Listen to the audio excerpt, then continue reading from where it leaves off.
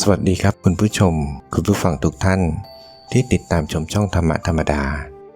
ในคลิปนี้เราจะมาฟังพระธรรมเทศนาของหลวงพ่อจรัญ ธิตธรรมโมวัดอัมพวันจังหวัดสิงห์บุรีกันครับโดยจะเสนอพระธรรมเทศนาเรื่องทำไมเกิดมายากจนมีเงินน้อยเรามาฟังหลวงพ่อจรัญท่านเทศสอนด้วยกันครับ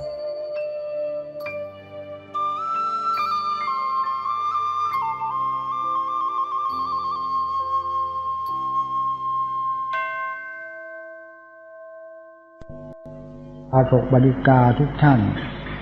ทั้งฝ่ายบรรพชิตและคฤหัสถ์ในวันธรรมสวนะเป็นวันพระแรม8 ค่ำเดือนยี่ในปีนี้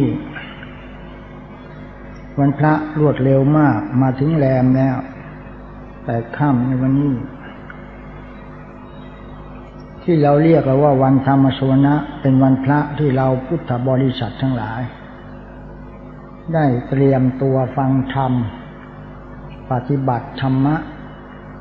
สร้างความดีในวันพระทำจิตใจเป็นพระในวันนี้เรียกว่าวันธรรมสวนะเป็นหน้าที่ของอุบาสกบาสิกาทุกท่านรักษาอุโบสถ กำหนดองค์8 ประการเรียกว่าอุโบสถท่านพุทธศาสนิกชนทั้งหลายก็ไม่ได้รักษาอุโบสถก็รักษาศีลที่มีกำหนดไว้องค์5 ประการตั้งแต่ปานาถึงสุราไม่ขาดเป็นนิจศีลเป็นอาจินเรียกว่าพุทธศาสนิก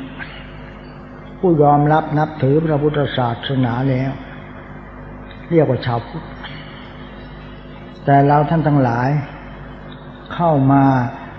สู่ภาวะแห่งวัดปฏิบัติเจริญพระกรรมฐานถือว่าเป็นฐานะที่ดีมีปัญญาไม่จนเป็นคนรวยทรัพย์รวยชื่อเสียงรวยความรักในวันธรรมสวนะมาปฏิบัติกรรมฐานสร้างพระไว้ในจิตใจสร้างความดีไว้ในชีวิตวางรากฐานของจิตให้แน่นหนาด้วยความอดทนต่อสู้กับการงานและหน้าที่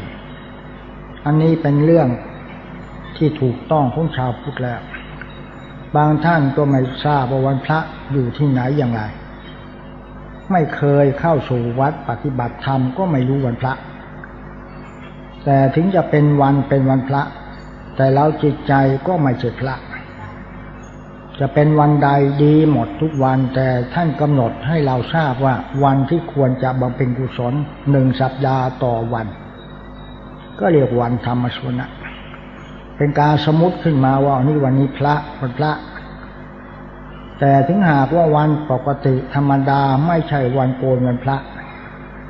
เราก็สามารถจะปฏิบัติธรรมได้ทุกวัน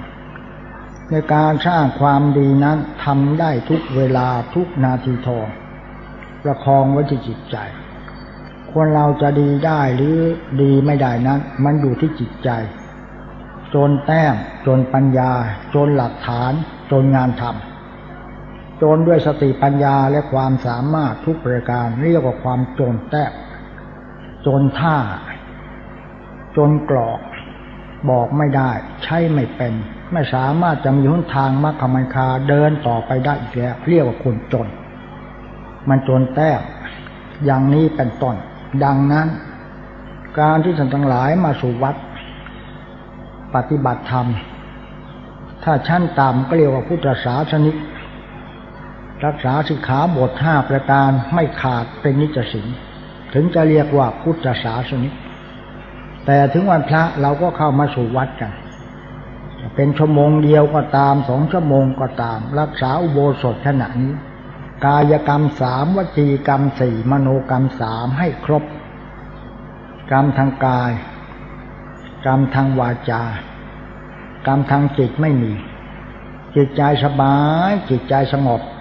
นี่แหละท่านมาปรารภธรรมเรียกว่ากรรมบท10 ประการเรียกว่ารักษาอุโบสถศีล มีสติสัมปชัญญะถึงหากว่าท่านจะแม้มีสติได้แค่ชั่วโมงเดียวก็ดีกว่าไม่มีเลย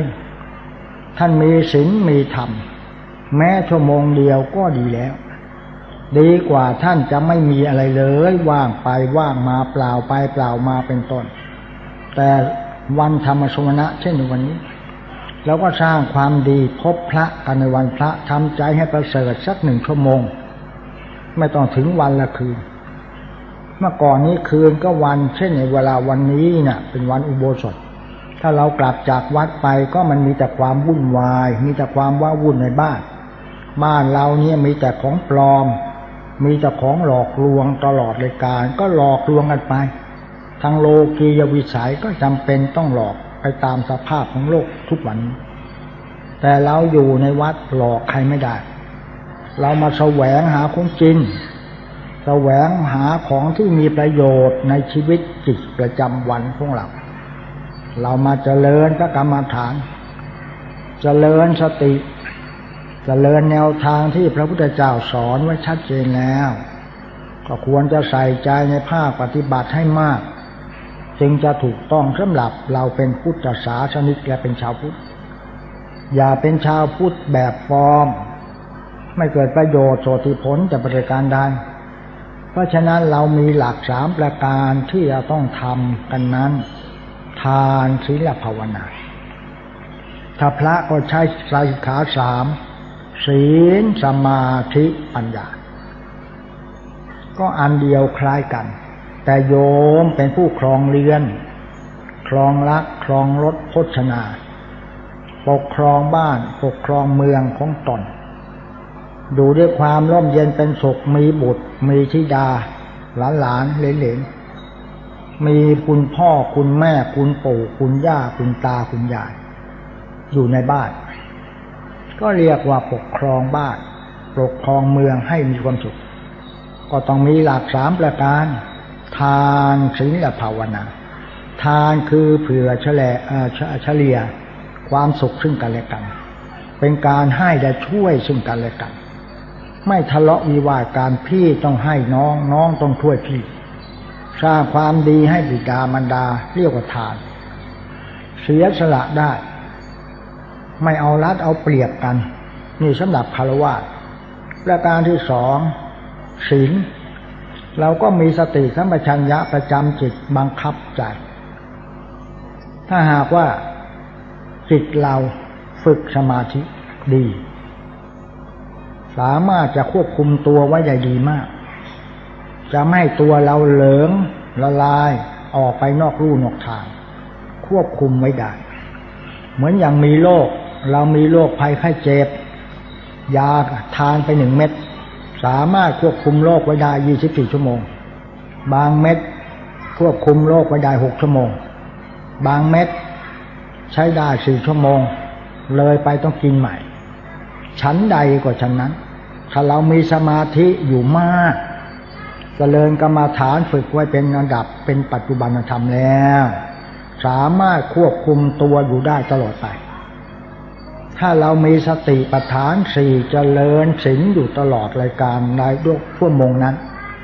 ลมหายใจเข้าออกมีสติสัมปชัญญะสามารถจะควบคุมจิตให้คุมตัวเราได้ไม่พลาดไม่ประมาทไม่ละโอกาสอันดีงามจิตใจจะไม่เหลิงออกไปนอกลู่นอกทางได้แน่นอนแต่เราก็ไม่เคยฝึกไหนเลยเราจะควบคุมตัวเองควบคุมจิตไว้ได้จิตก็ไม่สามารถจะควบคุมตัวเองได้ตัวเองก็ออกไปละหลวมเลาะแหละเลี้ยวไหลออกไปนอกลู่นอกทางจนแต้มจนกรอกจนประตูจนเงินจนทองไร้ข้าวไร้ของมันเป็นเพียงความจนไม่ร่ำรวยกับเขาเลยนี่แหละขาดทานศีลภาวนาไม่มีการช่วยใครไม่มีการให้ใครยุคใหม่สมัยนี้เห็นกับตัวกลัวลำบากความยากเกิดขึ้นตลอดรายการเมื่อสมัยโบราณปู่ย่าตายายเขาไม่กลัวลำบากเขาไม่กลัวความยากไม่กลัวอดทนต่อสู้กับการงานตลอดรายการถึงลูกหลาน เขาจึงอยู่เย็นเป็นสุขใช้หลักคำสอนของพระพุทธเจ้ามาปกครองตนปกครองตัวปกครองครอบครัวอยู่เย็นเป็นสุขสามารถควบคุมครอบครัวไว้ได้พ่อบ้านแม่เรือนที่ดีได้แก่ธรรมะได้แก่คำสอนของพระพุทธเจ้าอันนั้นบ้านนั้นไม่จนจะเป็นคนรวยด้วยทานรวยด้วยศีลรวยด้วยปัญญาเรียกว่าทานศีลภาวนาทำให้เกิดปัญญาแหลมลึกปักไปด้วยสติปัฏฐานสี่และปัญญาก็จะเกิดแก้ปัญหาชีวิตได้ทุกประการตรงนี้เป็นหลักสำคัญอีกประการหนึ่งด้วยท่านสาธุชนทั้งหลายที่ท่านมาปฏิบัติธรรมกันต้องการอะไรอยู่หรือต้องการแก้ไขปัญหาแต่การที่เราปฏิบัติตามคำสั่งสอนของพระพุทธเจ้าได้คนนั้นจะแก้ปัญหาชีวิตได้คำสั่งสอนของพระพุทธเจ้านั้นก็ได้แก่การเจริญธรรมสัมมาปฏิบัติในหน้าที่อันนี้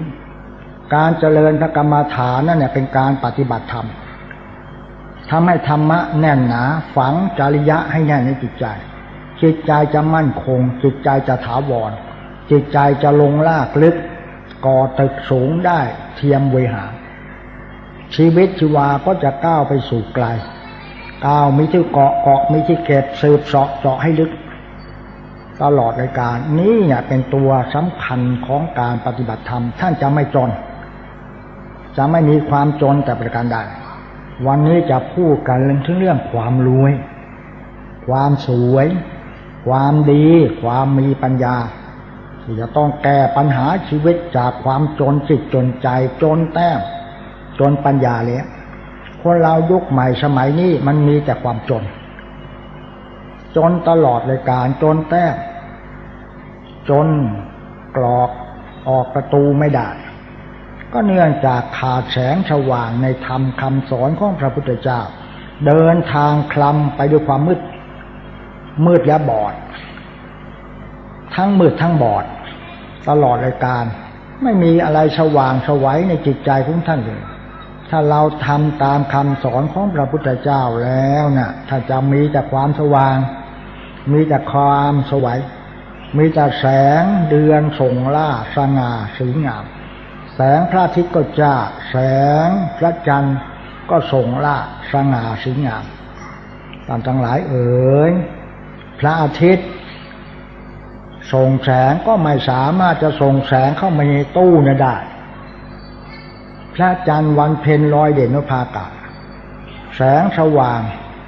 ก็จริงแหละแต่ทว่าแสงพระจันทร์นั้นก็ไม่สามารถจะส่งไปในที่ตู้ในห้องมืดของเราได้แต่แสงอะไรหนอส่งได้แสงปัญญา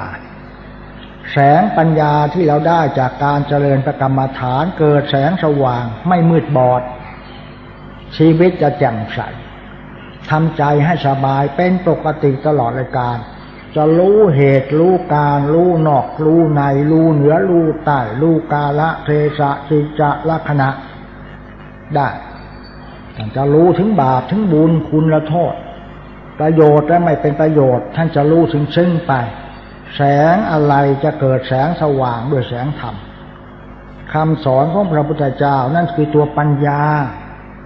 สามารถจะส่องเข้าไปในตู้ได้แต่แสงอาทิตย์แสงพระจันทร์ส่งไม่ถึงท่านทั้งหลายเอ๋ยแสงไฟฟ้าก็ไม่สามารถจะส่งเข้าไปในตู้นั่นแหละแสงปัญญาแก้ไขปัญหาสามารถจะสอดส่องดูที่มืดให้เป็นแสงสว่างคือทางปัญญารอบรู้ในกองการสังขารจะอ่านตัวออกจะบอกได้ใช่เป็นจะทำอะไรก็เห็นแต่ปัญญาแก้ไขปัญหาได้ทุกชนิดนี่แหละท่านมีสติจะควบคุมจิตของท่านไว้ได้จิตของท่านก็จะไปควบคุมร่างกายต่อไปกายจะยืนหรือจะเดินจะนั่งจะนอนจะเลี้ยวซ้ายแลขวาคู่เหยียดอีกขาท่านจะมีศีลอยู่ในตัวจะมีจิตใจเป็นเมตตาปรารถนาดีในตัวทำอะไรก็มีแต่ให้กับช่วยออกมาอย่างนี้ท่านจะรวยไม่พักรวยน้ำใจรวยจิต รวยนอกรวยในรวยอัธยาศัยมีมนุษยสัมพันธ์ทำอะไรท่านจะรวยมีเมตตาปรารถนาดีทุกคนท่านจะเกิดแสงสว่างไปไหนไม่มีเรื่องราวกับใครไปไหนไม่ไปเอารัดเอาเปรียบท่านผู้ใดท่านจะมุ่งแต่ความเสียสละลดละความเห็นแก่ตัวท่านจะไม่มั่วอบายมุขท่านจะหาสร้างความสงบสุขให้แก่ครอบครัวลูกหลานของตนในครอบครัวท่านจะทำตัวเป็นแบบต่อสังคมต่อไปในโอกาสข้างหน้าแน่นอนและชัดเจนมากท่านทั้งหลายผู้ที่มาเจริญกรรมฐานได้ที่ท่านผู้ปฏิบัติธรรมท่านไม่ได้สนให้มีสติทุกลมหายใจเข้าออกมีสติทุกอริยบทเช่นหูได้ยินเสียงมันได้ยินอยู่แล้วตั้งสติไว้ได้ไหมว่าคนนี้พูดโกหกหรือเปล่าน่าจะเอาตรงนี้เป็นจุดหลักเห็นหนอเห็นด้วยปัญญาหรือเปล่าฟังด้วยปัญญาหรือเปล่าคิดด้วยปัญญาหรือเปล่าท่านคิดกันไม่อย่าใช้สติปัญญาคิดกันละหลวมเหลวไหลงานออกมาเสียหมดท่านฟังไม่เป็นฟังด้วยปัญญาได้ไหมเขามาด่าเรามีปัญญาฟังถ้าเรามีปัญญาฟังมีสมาธิดีมันจะไม่รับคำด่ามาไว้ในใจมันจะปิดไว้ไม่เอาความด่าความเลวของใครมาไว้ในตัวเองถ้าคนไหนที่เลวร้ายกาจในตัวจะชอบไปหาเรื่องคนด่าชอบไปหาต่อว่านินทาว่าร้ายถ้าเรามีสติควบคุมจิตได้โดยเจริญสมาธิสติปัฏฐานสี่ท่านจะไม่สนใจคำด่าชนิดนี้ท่านจะฟังเป็นด้วยปัญญาไอ้คนนี้มาด่าเรามาว่าเราใส่ร้ายไปสีเราสติเราก็จะบอกว่าอย่าเอาพิมพ์เสนไปแลกกับเกลือมันจะเหลือวิสัยเพราะพิมพ์เสนน่ะมันแพงกว่าเกลือเราเนี่ยเป็นสาวราคาต้อง2 ล้านเขามาขอเสือกออกไปทะเลาะเขากลางตลาดราคาตกเหลือสลึงเฟืองไม่มีใครซื้อต่อไป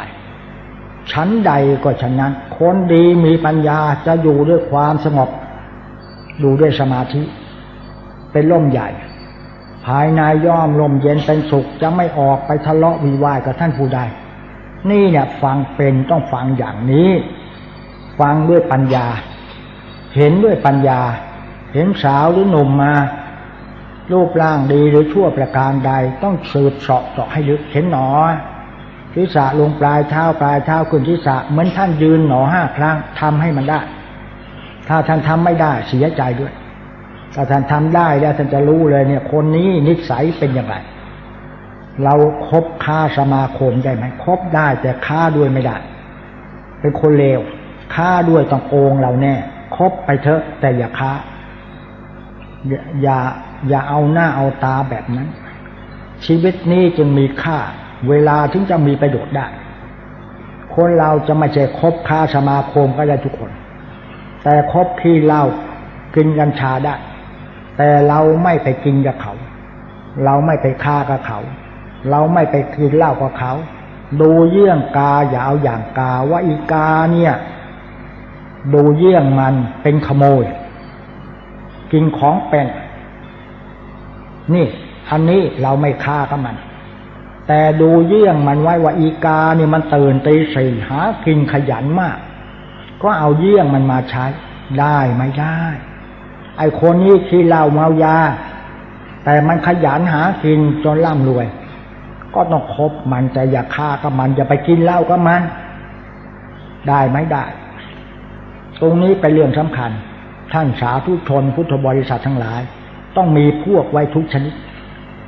องค์สมเด็จพระโพธิสัตว์เจ้าพระเวสสันดรจอมปราชญ์ให้สดกมหาทานแก่ยาจกวันนี้พกก่อนที่จะเดินทางไปบำเพ็ญทศเป็นดาบทพเลอศรีอยู่ป่าหิมพานต์เขาวกฏกันยังกล่าวออกมาชัดเจนสุราบานจะติฉินินทาจะต้องให้สุราเป็นทานด้วยมิฉะนั้นพวกสุราบานก็จะติฉินินทาท่านยังให้เหล้าสุราเป็นทานได้ นี่แหละพระโพธิสัตว์เจ้าที่จะเสวยประชาติเมื่อตอนเสวยประชาติเป็นพระเวสสันดรท่านบทจรเข้าสู่ป่าหิมพานต์ให้ทานทุกชนิดทั้งสุรายาเมาก็ให้ทานนี่แหละคบค้าสมาคมคบได้อย่าค้ากับเขาก็ไปกินเหล้ากับเขาไปกินยาฝิ่นกับเขาเช่นนี้หาควรไม่เหมาะสมด้วยประการทั้งปวงท่านสาธุชนพุทธบริษัททั้งหลายที่เรามาปฏิบัติธรรมเนี่ยต้องการตรงนี้เนี่ยไม่ใช่ต้องการมาเที่ยวเล่นกันก็ขอฝากขอบิณฑบาตโยมหญิงโยมชายณสถานที่อุบาสกบริการอย่าเอาเรื่องกับใครมากินน้อยนอนน้อยพูดน้อยทำความเพียรให้มากอย่าไปสนใจกับใครได้ไหมหูนี่อย่าเอาเสือกออกไปข้างนอกเขาพูดกันที่โน้นออกไปย่องไปแอบฟังอย่างนี้คนประเภทนี้คุมจิตไม่ได้คุมตัวไม่ได้ไม่อยู่แล้วคนที่ดีมีปัญญาจะโห่ร้องขึ้นสามลาเงียบจุดดูในสนามยุทธนาจะไม่ลบกับใครและเตรียมพร้อมที่จะฆ่าศึกจะมาล้อมพระนครกายนครไว้จงได้ต่อสู้ต่อเหตุการณ์ในฆ่าศึกหาฮึกในสงครามไล่แก่กิเลสนานาประการเป็นต้นอย่างนี้อย่าลบไม่สู้สร้างความรู้ให้แก่ตนเองเป็นประการสำคัญนี่แหละนะกรรมฐานมาแล้วอย่าไปคุยกันกำหนดได้ภายใน7 วันท่านจะรู้จริงขึ้นมาท่านเคยใจร้อนเปิดประตูก็ค่อยๆเปิดหนอเปิดหนอปิดหนอช้าๆจนเคยชินจิตใจท่านจะเย็นลงไปมากสบายท่านจะรวยน้ำใจท่านจะรวยถิ่นจะรวยฐานรวยทั้งสติปัญญาแน่นอนเดินไปห้องน้ำปัสสาวะอุจจาระก็กำหนดมีสติทุกประการรับรองท่านจะใจเย็นขึ้นและท่านจะรวยมากขึ้นท่านจะไม่มีความจนอยู่ในจิตใจจะไม่จนนอกจนในจนจิตจนใจต่อไปตั้งแต่บัดนี้เป็นต้นไปข้าพเจ้าจะไม่เป็นคนใจร้อนข้าพเจ้าจะใจเย็นช้าพอช้าช้าพอช้า10 ปากว่าไม่เท่าตาเห็น10 ตาเห็นไม่เท่ามือคลำ10 มือคลำยังไม่เท่าจิตยับยั้งพี่น้องที่รักเข้าเถื่อนต้องเตรียมพระเข้าป่าต้องเตรียมมีดพระกระทาขวานเพราะว่าอุปสรรคมากมายเหลือเกินในโลกมนุษย์นี้ได้แก่ฝากน้ำต้องหาอาวุธเรามานี่ทุกคนนี่ต้องมีอาวุธประจำตัวด้วยกันทุกคนโบราณท่านว่าไว้ไม่ใช่เรื่องเลวไหลเข้าเถื่อนต้องเตรียมพระคนเข้าป่าต้องเตรียมมีดพระกระทาขวานไปตัดฝากน้ำที่มันขวางทางญาติโยมทั้งหลายจะปลูกบ้านปลูกเรือนก็ต้องถางป่าถางพงให้เตียนก่อนนี่ฉันใดก็ฉันนั้นเราจะทำอะไรก็ต้องถากต้องถางต้องเตรียมมีดพระกระทาขวานดังที่กล่าวแล้วก็ได้ความออกมาว่าเกิดมาเป็นมนุษยชาติต้องเตรียมอาวุธของเรานั้นได้แก่ปัญญาวุฒโธมีอยู่ในตัวของเราแล้วนี่คือปัญญาการเจริญพระกรรมฐานเป็นอาวุธสามารถจะผลักผลาญพวกข้าศึกคือกิเลสที่บันเหตุทำลายเราในตัวเองได้ดังที่กล่าวแล้วขอเจริญพรอย่างนั้นต้องเตรียมอาวุธที่ท่านมาเจริญธรรมสัมมาปฏิบัติก็เตรียมอาวุธประจำตัวแก้ไขปัญหาให้ได้ในหมู่บ้านของตนเพราะคนเรามีแต่ปัญหาให้ยุ่งยากแถมสร้างปัญหาแก่ตัวเองได้เหนื่อยยากได้ยากจนมีเงินมีทองก็สร้างให้ปัญหาให้หมดล่อยหลอไปเงินทองก็ไม่มีอีกแล้วท่านจะเอาตรงไหนก็ขอฝากวันนี้จะพูดถึงเรื่องความรวยความจนเพราะเห็นคนจนกันมากในยุค40จนมากเศรษฐกิจตกก็ขอฝากไว้มีในศักดิ์ชัยที่ประอักษรนางที่ประสอนหานรงค์ศรีมาที่วัดหมดเนื้อประดาตัวแจ้ง เงินทองไม่มีแม้แต่ตังค์เดียวอาตมาดูหน้าเห็นหนอคนนี้จะรวยมหาศาลถ้าเชื่อเราเห็นหนอจะรวยโง่เฮงขึ้นเห็นหนอเนี่ยฟังไว้ดีนะต้องส่งกระแสจิตทางนี้ถ้าตรงสัมผัสปั๊บเราจะดูหน้าผากเขามันมีแสงถ้าหน้าผากดำแจ้งทุกหลายแจ้งตรงนี้เนี่ยกรรมฐานทำให้รวยไม่อยากกรรมฐานที่จะไปสวรรค์นิพพานทิ้งผัวทิ้งเมียการทิ้งลูกไม่ใช่เห็นหนอดูหน้าผากเขาไว้มั่งสิมันมีโง่เฮงไหมมันเฮงร้ายสวยคือเซงรีฮอไหมไม่มีฮอแล้วมันก็เจ๊งนี่นะสังชายนี่หมดตัวเนี่ยมาหลวงพ่อครับผมหมดตัวเลยเนี่ยไม่มีจริงเชื่อเราไหมเข้ากรรมฐานเลย7 วัน 7 คืนอย่าพูดกับใครนะเข้าไปเดี๋ยวนี้เดี๋ยวหลวงพ่อช่วยพอได้กรรมฐานปัญญาเกิดได้อาวุธแล้วตอนนี้อาวุธไปต่อสู้แล้วนี่เปิดร้านค้าอาหารออฟไทยแลนด์ออสเตรเลียนี่จะไปเปิดบูนายเนี่ยเปิดร้านอาหาร5 ล้านบัตรนี้มีเงินเป็น100 ล้านดูกฎแห่งกรรมเล่ม11ต่อไปเขาฝากไว้บางคนมาไม่เอาขี้เกียจแล้วมันจะรวยเหรอมานั่งคุยกันปากยื่นปากยาวตลอดรายการเนี่ยมาปากยื่นปากยาวเนี่ยเปิดประตูดังปึ้งปังแล้วแถมคุยกันด้วยนะแล้วจะรวยเหรอคุยเรื่องอะไรสัพเพเหระขอฝากญาติพี่น้องมาด้วยอยากคุยได้ไหมกินน้อยนอนน้อยพูดให้น้อยทำความเพียรให้มาก7 วันท่านจะรู้เรื่องเดินจงกรมไปสิไปห้องน้ำห้องท่าเดินอย่างสวนสนามไปเลยพรึบพรับแล้วไปคุยกันเท้าความหลังไอ้เรื่องบ้าๆบอๆแล้วก็แหมเกรดเดียวกันมันไปอยู่ห้องเดียวกันให้เสียงให้หึมเลยคุยเรื่องนินทาผัวนี่ได้ยินมาถึงสุวรรณราชพฤกษ์เนี่ยกึกก้องมายังสุวรรณราชพฤกษ์นกคูจะตายในเรื่องจริงนะเปิดประตูเนี่ยปึ้งปังเกรงใจเข้ามาเรามาปฏิบัติธรรมต้องเงียบสงบดูด้วยสันติพลังสุขังสุขอื่นยิ่งกว่าความสงบไม่มีแล้วในโลกท่านสาธุชนทั้งหลายสัญญากรวยก็เอาอย่างในสัตว์ชัยเนี่ยวันนี้ตัวต่อตัวมาขอของดีไปเปิดป้ายที่บูนายเปิดร้านอาหารบอกหลวงพ่อผมละหน้าได้แล้วคนที่มาเข้างานผมเนี่ยซื่อสัตย์หมดถ้าเรามีกรรมฐานแผ่ไม่ตายเขาจะเป็นคนจากร้ายกลายดีได้เป็นคนซื่อสัตย์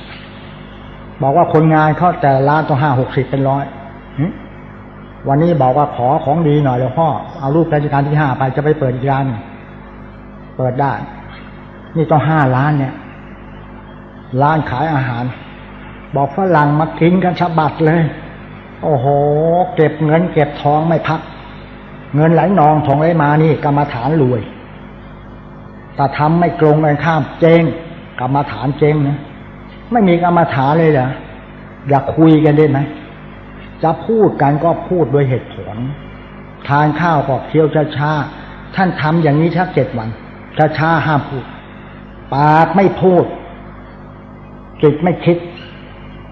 สมาธิภาวนาตามมาปัญญาเกิดหนังสือไม่มีตัวมันจะพูดให้ในสัตว์ชัยบอกหลวงพ่อ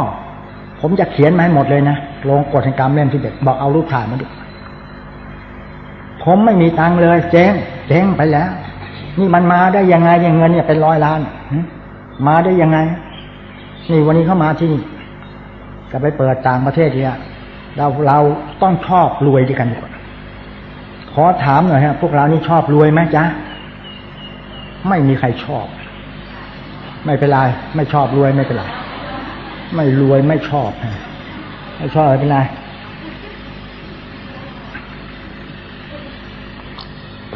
กรรมฐานเนี่ยทำให้คนรวยบอกใครไม่มีใครเชื่อรวยสติปัญญารวยการแก้ปัญหาได้ท่านมีลูกสัก5 คน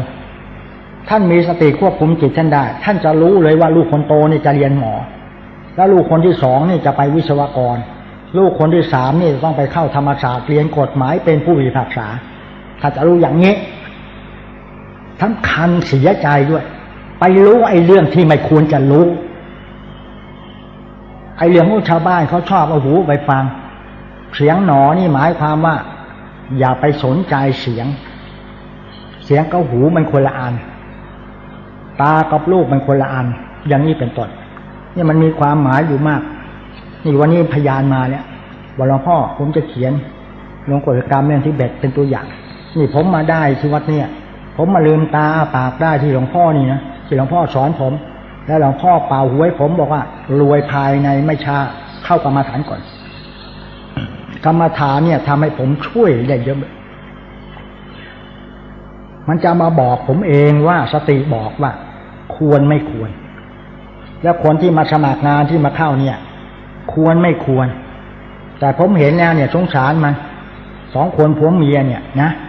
จนไม่มีอะไรเลยแต่นิสัยไม่ดีนิสัยชอบโกหก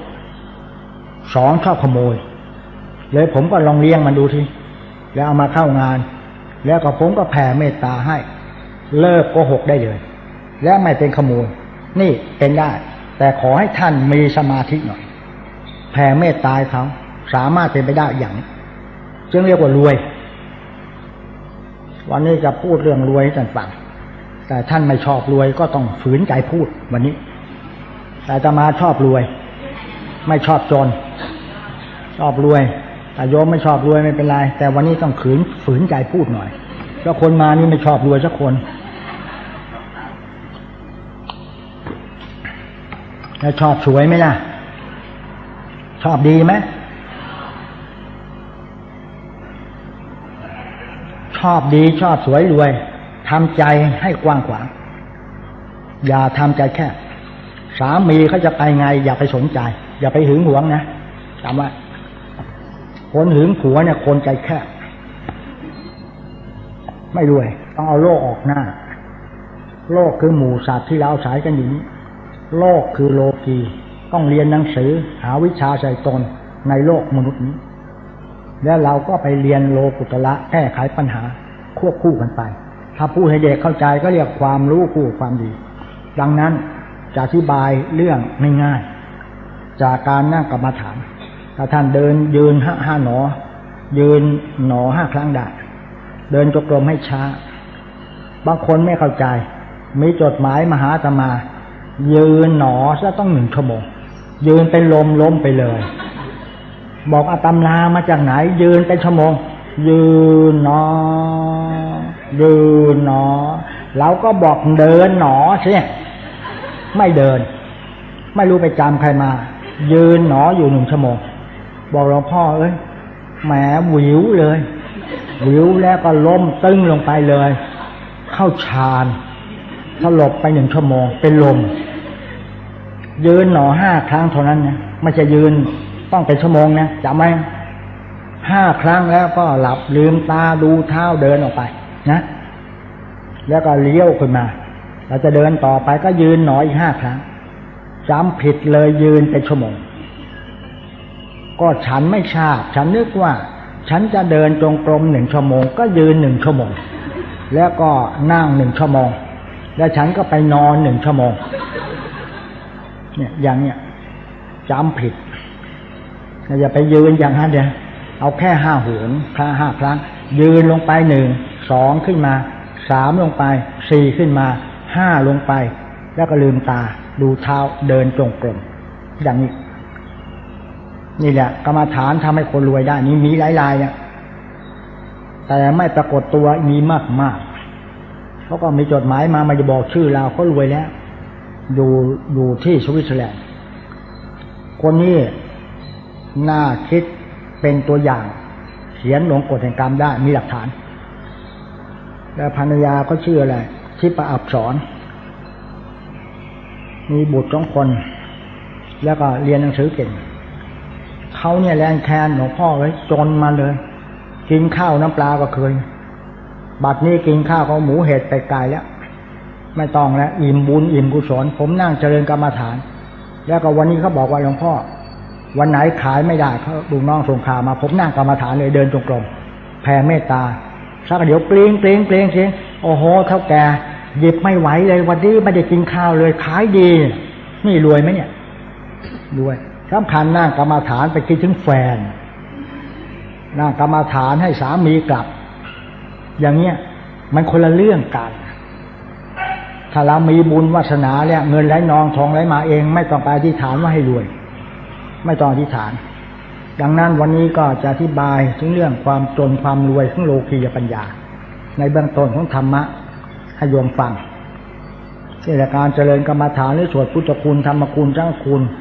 ให้พอเท่าอายุสวดมาพาหุมกา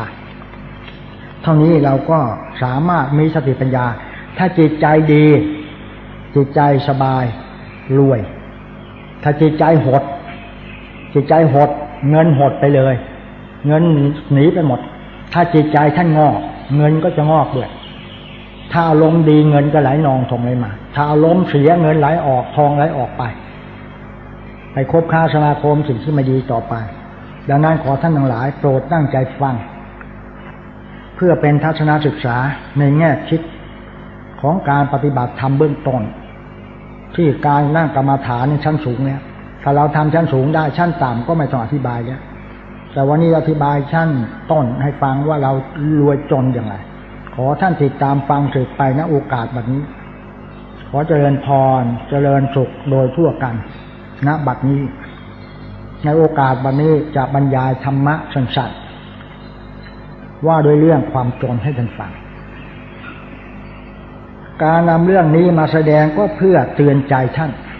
เห็นคนเนี่ยอยากรวยกันนะก็ต้องเตือนกันว่าท่านที่อยากจนให้รีบหาทางแก้ไขไปเสียให้พ้นหรืออย่างน้อยๆก็ให้ผ่อนหนักเป็นเบาส่วนผู้ที่ยังไม่ได้เผชิญกับความยากจนก็จะได้หาวิธีป้องกันเสียแต่เนิ่นๆด้วยความไม่ประมาทเพราะความจนเป็นโจรที่คอยปล้นความสุขของคนเราอย่าลืมว่าความจนนั้นเป็นโจรที่คอยปล้นความสุขของคนเราฉะนั้นขอท่านโปรดศึกษาเรื่องความจนกันต่อไปง่ายๆให้เข้าใจเบื้องต้นความเข้าใจเรื่องจนในหนังสือพจนานุกรมให้อธิบายว่าจนคือขัดสนไร้ทรัพย์แพ้หมดทางเช่นจนตรอกไม่มีทางไปจนใจไม่มีทางคิดจนแต้มไม่มีทางเดินจนมุมไม่มีทางหนีเมื่อสรุปกล่าวแล้วความจนคงแยกส่วนใหญ่ๆออกเป็นสองคือจนทรัพย์กับจนความดีทั้งสองประการนี้ควรแยกกันจนทรัพย์กับจนความดีสำหรับจนทรัพย์ยังแบ่งประเภทไปอีกสองคือจนเพราะไม่มีจนเพราะเราไม่มีที่เรียกว่ายากจนอย่างหนึ่งกับจนเพราะมีไม่พอเรียกว่าจนใจอย่างหนึ่งส่วนจนความดีนั้นได้แก่ไม่มีความดีจนความดีนั้นหมายความว่าเราไม่มีความดีแล้วสมกับเพศภูมิของตัวที่เป็นอยู่จนเพราะไม่มีคืออะไรทำไมจนเพราะไม่มีความจนเหล่านี้แต่ละอย่างให้เกิดทุกข์ทั้งนั้นเช่นความยากจนซึ่งบางคนคงจะรู้ฤทธิ์เดชมาแล้วเป็นอย่างไรบ้างเริ่มแต่การใช้จ่ายกินอยู่นุ่งห่มแสนจะฝืดเคืองเพราะเงินทองใครๆก็ยกย่องว่าเป็นแก้วสารพัดนึกถ้าขาดเสียแล้วขาดเลยนึกอะไรไม่ได้ถึงได้ก็เพียงแต่นึกแต่ไม่ได้ตามที่นึกเหมือนได้สมบัติในยามฝันเศรษฐีในใจแล่นใบบนบกเหมือนได้สมบัติในยามฝันเอาจริงจังอะไรไม่ได้สักอย่างว่าถึงสติปัญญาความคิดอ่านก็พลอยจะหดสั้นลงไปด้วยจิตมันหดหมดอะไรจะอยากทั้งนั้นตรงกับที่ว่าไร้ทรัพย์อับปัญญากลายเป็นคนเจ้าทุกข์ใจคอไม่เบิกบานหมดสง่าราศีจะเจรจาพาทีกับใครหรือเข้าสังคมไหนไม่ใคร่เต็มภาคภูมิเนื่องจากทางโลกถือว่ามีเงินมีทองเจรจาได้คือทำให้เสียงดังเท่าไหนเข้าได้ผู้คนยำเกรง ว่าถึงญาติมิตรก็ดูจะอัตคัดขัดสนไม่เหมือนคนร่ำรวยซึ่งมีญาติทั่วทิศมีมิตรทั่วประเทศเหมือนต้นไม้มีผลดกนกกาพากันลุมล้อมมากมายแต่พอไร้ผลนกกาก็พากันห่างเหินสมกับที่ท่านว่ายามมั่งมีญาติมากยามตกยากญาติหมดไปความจนเป็นมารคอยบันดาลให้คนเสียใช่แต่เท่านั้นความยากจนยังเป็นมารคอยบันดาลให้คนเสียตั้งแต่ต้นเพราะนิสัยตลกตะแลงสับหลับกลับกรอกพูดจาเหลวไหลให้มีหนี้สินลุงลังกลายเป็นคนทุจริตช่อลาดบางหลวงล่อลวงปล้นสะดมทั้งที่บางคนไม่อยากทำเช่นนั้นแต่ความจนบังคับให้ต้องทำดังนี้บางคนเห็นโลกนี้มีแต่ความทารุณไร้เมตตาปราณีเกิดมามีแต่ความอาภัพอับวาสนาเลยจบชีวิตลงอย่างน่าอนาถก็มีอยู่ไม่ใช่น้อยที่พระพุทธเจ้าตรัสว่าภาลิทิยังทุกขังโลเกความจนเป็นทุกข์ในโลกก็สมแล้วสาเหตุของความจนนี่แหละชะตาชีวิตของคนยากจน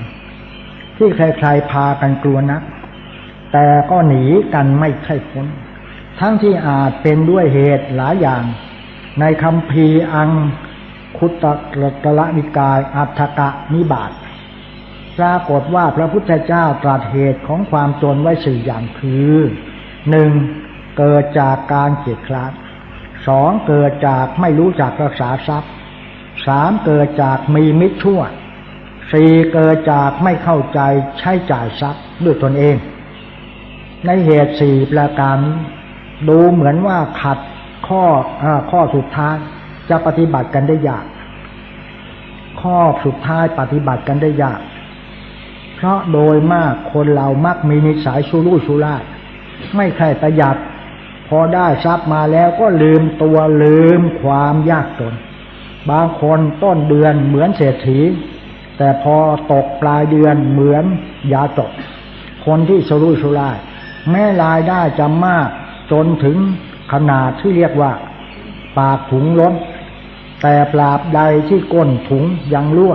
ก็ตั้งตัวได้ยากเพราะมีแต่รายรับรายจ่ายแต่ไม่มีรายเหลือมีรายรับรายจ่ายหมดไม่มีรายเหลือยังมีเหตุอื่นๆอีกที่ทำให้ยากจนเช่นหนักในทางอบายมุขมัวเมาในการพนันชอบเสพสุราเมลัยเกินขอบเขตตลอดจนมากในกามารมณ์ตรงกับที่ว่าสุรานารีภาชีกีฬาบัตรนั่นเองนอกจากนี้บางคนมีนิสัยฉพลาดของอะไรหายก็ไม่ติดตามหาโดยถือเสียว่าหมดหาใหม่หายช่างมันเครื่องใช้ชำรุดนิดหน่อยก็ทิ้งไม่รู้จักจะซ่อมแซมได้ครึ่งเสียครึ่งบ้านเรือนก็ปล่อยให้สกปรกรกรุงรังพูดจาหยาบคายฟังแล้วไม่เป็นมงคลแก่หูรวมความว่าเอาหลักอะไรไม่ได้เลยถ้าพ่อบ้านแม่เรือนคนไหนมีลักษณะอย่างนี้แหละทายว่าตั้งตัวได้ยากเต็มทีถึงจะร่ำรวยมาก่อนก็ปกครองทรัพย์ไว้ไม่ได้จะต้องหมดเนื้อประดาตัวในโอกาสต่อไปเพราะฉะนั้นสิริโภคา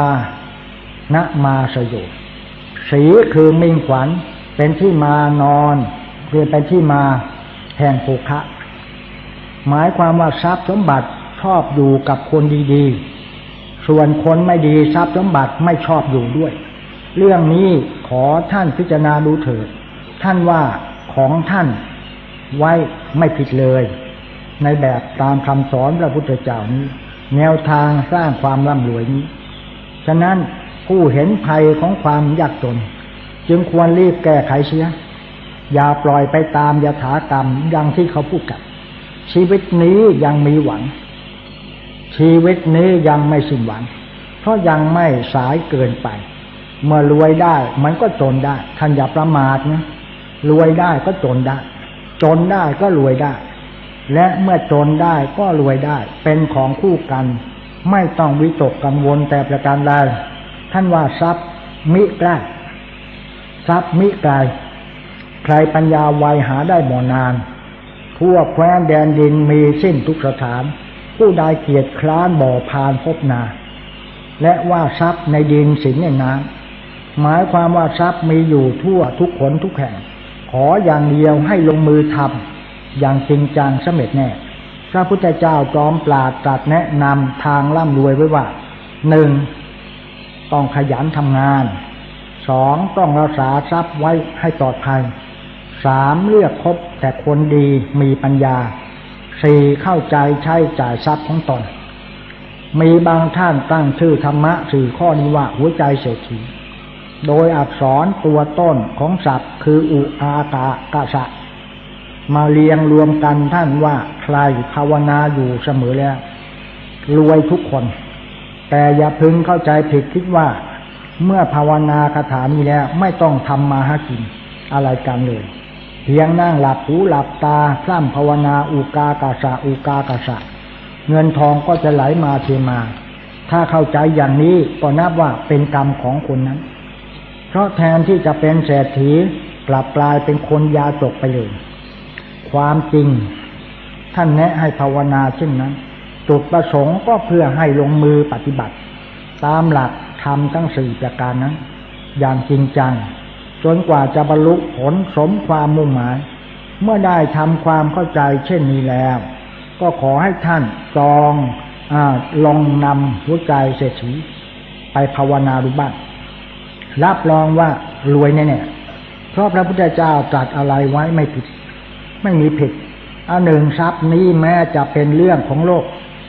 ถึงกระนั้นนักธรรมะผู้ปฏิบัติธรรมก็ควรสนใจผู้ปฏิบัติธรรมก็ควรสนใจด้วยเพราะตราบใดที่ยังอาศัยโลกนี้อยู่ก็ยังต้องกินต้องใช้ตราบนั้นก็ยังทิ้งทรัพย์ไม่ได้แม้กำบุญสุนทานบางอย่างหรือจะสร้างประเทศชาติศาสนาให้รุ่งให้เจริญรุ่งเรืองก็ต้องอาศัยทรัพย์เป็นเครื่องสนับสนุนแต่ว่าเมื่อปฏิบัติธรรมมากขึ้นไปจนถึงขั้นสูงแล้วก็ละทิ้งทรัพย์ได้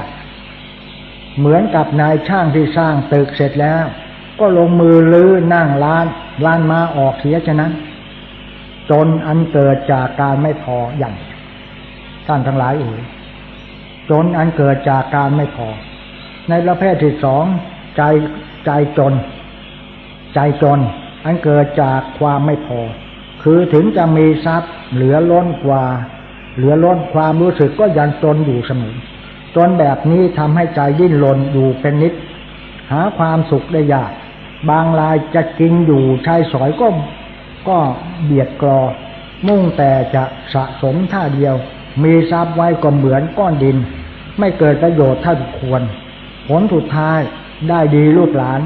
เหมือนพึ่งที่อุตส่าห์สะสมน้ำหวานไว้ให้ผู้อื่นเอาไปกินสบายตัวไม่ได้กินเนี่ยจนชนิดนี้ต้องแก้โดยวิธีทำใจให้พอคือถ้าพอเมื่อไหร่ก็รวยเมื่อนั้นตรงกับที่ท่านว่าความไม่พอใจจนเป็นคนถึงพอแล้วเป็นเศรษฐีมหาศาลจนทั้งนอกทั้งในไม่ได้การจงคิดอ่านแก้จนเป็นคนพอการแก้จนแบบนี้ไม่ใช่ท่านจะสอนให้งอมืองอเท้าไม่ให้ก้าวหน้าเพียงแต่ว่าให้หาความสุขในทรัพย์สินที่มีอยู่ให้ได้เท่านั้นจนพอดีจนความดีบางคนจนความดีส่วนประกอบต่อมาได้แก่จนความดีหมายถึงว่าไม่มีดีเท่าที่ควรจะมีอันความดีนั้นมีสองประเภทคือดีโดยธรรมชาติได้แก่ดีที่มีมาเองเช่นรูปดีเสียงก็ดีเสียงเพราะเป็นต้นนี้อย่างหนึ่งอีกอย่างหนึ่งดีโดยคุณธรรมซึ่งต้องอาศัยการปฏิบัติธรรมบำเพ็ญขึ้นเช่นความกตัญญูความเมตตากรุณาเป็นต้นที่ว่าจนความดีก็มุ่งถึงจนดีประเภทนี้วิธีแก้ก็ใช้แบบวัวพันหลักคือลงมือทำดีเสียก็หายจนการที่คนเราต้องทำดีก็เพราะดีเป็นเหตุให้เกิดความสุขความเจริญ และยังสามารถดูดดึงสิ่งดีงามต่างๆมาให้อีกมากมายเช่นลาภยศสรรเสริญและอื่นๆอีกนับไม่ถ้วนคนดีใครๆก็ต้องการอยู่ที่ไหนก็เป็นสิริมงคลที่นั่นอย่าดูอื่นไกลเพียงต้นไม้ดีๆดอกสีสวยๆคนยังหาซื้อกันด้วยราคาแพงๆเพื่อนำไปประดับอาคารบ้านเรือนที่นี่ทำอย่างไรจึงจะรู้ได้ว่าอะไรดีหรือไม่ดีข้อนี้มีหลักสังเกตง่ายๆอยู่2 อย่างคือสิ่งที่ทำลงไปนั้นถ้าถูกต้องตามพระธรรมวินัยอย่างหนึ่งกับอีกอย่างหนึ่งเป็นประโยชน์แก่ตัวและแก่ผู้อื่นด้วยพึงทราบว่านี่คือความดีถ้าตรงกันข้ามก็พึงทราบเถิดว่านั่นคือความชั่วพึงทำความดีในหน้าที่อย่างไรเนื่องจากความดีที่ควรทำมีอยู่มากแต่เพื่อให้เหมาะแก่เวลาจึงขอสรุปกล่าวเฉพาะความดีในหน้าที่คิดว่าเพียงเท่านี้ก็พอแก่การปฏิบัติแล้วคือใครมีหน้าที่อย่างไรก็ปฏิบัติให้ดีที่สุดเช่นเป็นพ่อเป็นแม่เป็นครูอาจารย์เป็นทหารเป็นตำรวจเป็นนักบวชเป็นข้าราชการเป็นต้นก็ปฏิบัติไปตามหน้าที่เท่านั้นก็นับว่าเป็นคนดีได้เปรียบเสมือนการแสดงละครเมื่อได้รับเป็นตัวอะไรก็แสดงได้ดีสมบทสมบาทจะเป็นตัวนางก็แสดงได้อย่างสวยงามจะเป็นพระเอกก็แสดงอย่างสวยงามสมบทบาทคนดูก็ยกย่องชมเชยโลกนี้เหมือนละครโรงใหญ่ทุกคนคือตัวละครของโลกมีหน้าที่แสดงต่างๆกันสุดแต่ผู้กำกับคือกรรมผู้กำกับแสดงก็คือตัวกรรมจะบัญชาตลอดเวลาใครแสดงดีก็มีชื่อเสียงถ้าใครแสดงไม่ดีก็ได้รับแต่ชื่อเสียฉะนั้นในฐานะที่เราเป็นคนของโลกควรซื่อสัตย์ต่อหน้าที่จะกล่าวพ้นจากไปจงจำไว้ชันๆว่าเกิดมาเป็นคนอย่าให้จนความดีเกิดมาทั้งทีต้องให้มีดีติดตนไปส่วนหน้าที่ที่ท่านจะพึงปฏิบัติเพื่อก้าวไปสู่ความดีจะมีอยู่อย่างไรบ้างไม่จำเป็นบรรยายเพราะจะกลายเป็นว่าเอาน้ำมาสอนปลาให้เสียไปเปล่าๆอันความดีต่างๆเท่าที่อ้างนั้นเป็นเพียงขั้นโลกียังวนเวียนอยู่ในโลกมีเกิดมีแก่มีเจ็บมีตายสุขบ้างทุกข์บ้างหมุนเวียนเปลี่ยนไปตามกระแสของโลกเมื่อตัดความอยากเสียได้ก็ไม่ทุกข์ฉะนั้นถ้าใครต้องการจะให้พ้นวนเวียนมุ่งสู่โลกโลกุตระอันเป็นแดนเกษมพระพุทธเจ้าประทานสอนว่าซึ่งเมื่อสรุปกล่าวก็อยู่ตรงที่ตัดอยากเสียได้อย่างเดียวเท่านั้นก็สิ้นทุกข์เพราะตัณหักขโยสัพพทุกขังสินาติเมื่อหมดอยากทุกข์อื่นก็พลอยหมดไปด้วยแต่ว่าการละความอยากนับว่ายากอย่างนี้เนื่องจากคนเรามีปกติติดอยู่ในความอยากซึ่งมีทั้งอยากได้ในสิ่งที่ตัวรักอยากเป็นในสิ่งที่ตัวชอบอยากไม่เป็นในสิ่งที่ตัวชังท่านผู้ฟังทั้งหลายเอ๋ยโปรดพิจารณาดูเถิดจะเห็นได้ว่าทุกข์ต่างๆที่เกิดขึ้นแก่เราเป็นประจำอยู่ทุกวันนี้นะล้วนเกิดจากความอยากเหล่านี้ทั้งสิ้นถ้าใครอยากมากก็ทุกข์มากใครอยากน้อยก็ทุกข์น้อยถ้าหมดอยากก็ไม่ทุกข์เลยแต่วิสัยปุถุชนจะให้พ้นอยากเห็นจะยากสักหน่อยเอาเพียงว่าอย่าให้อยากผิดที่มันผิดทางผิดเรื่องผิดราวผิดธรรมวินัยผิดกฎหมายบ้านเมืองก็นับว่าใช้ได้แต่ในขณะเดียวกันก็ควรพยายามลดความอยากลงทีละน้อยจนกว่าจะหมดไปในสุดเพื่อบรรลุชั้นสูงสุดในทางพระพุทธศาสนาสรุปความว่าความจนทุกชนิดไม่ว่าจะจนเพราะไม่มีหรือจนเพราะไม่พอตลอดถึงจนความดีล้วนเป็นทุกข์ทั้งนั้นเหตุนี้ผู้หวังความสุขความเจริญจึงควรหาทางป้องกันอย่าให้ความจนเกิดขึ้นได้หรือเมื่อเกิดขึ้นแล้วก็หาวิธีกำจัดเสีย ไม่มีอะไรดีด้วยการเจริญพระกรรมฐานแก้ไขปัญหาความจนให้เรารวยน้ำใจ